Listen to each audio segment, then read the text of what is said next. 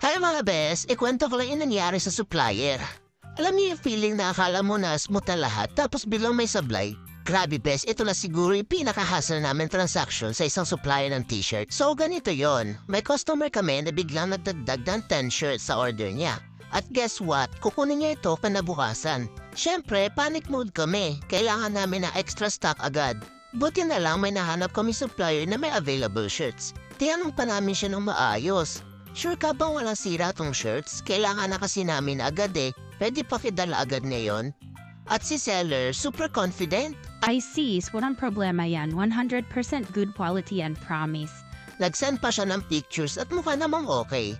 So pinaship namin agad. Sagot namin yung shipping fee. Well, sagot naman talaga namin kaya walang issue. Pagbukas namin ng package, hala disaster mga bes. May mga t-shirt na may sira ang tahe tapos may mancha pa. Diyos ko po, paano namin ito ibibigay sa customer? Nakakahiya.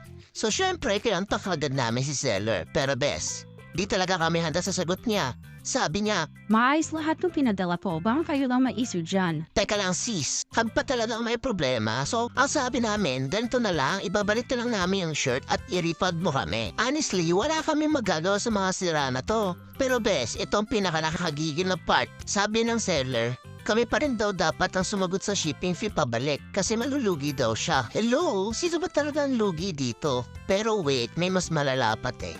Bigla siyang nag-book ng rider nang hindi kami sinasabihan tapos sinabi niya sa rider na kami ang magbayad ng shipping fee.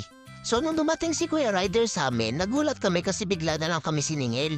Nagpanik kami, kaya tawagan namin si seller pero hindi na siya sumasagot. After ilang tawag, nag-reply din siya at sabi niya, Hindi ko ibabalik ang refund yo o hindi ibabayaran yung shipping fee. ang ending, kami pa rin nagbayad. Sa sobrang inis namin, nag-decide na lang kami na bayaran na lang si rider.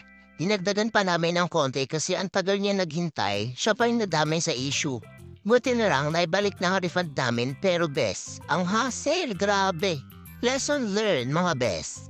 Sa negosyo, hindi lang kitang malaga, dapat patas ka rin. Kung may mali sa produkto mo, aminin mo. Kung may kasalanan ka, huwag mo ipasa sa customer. At ang pinaka-importante, huwag kang manggugulang. Dami namang legit supplier dyan, beshe. Hindi na worth it yung stress.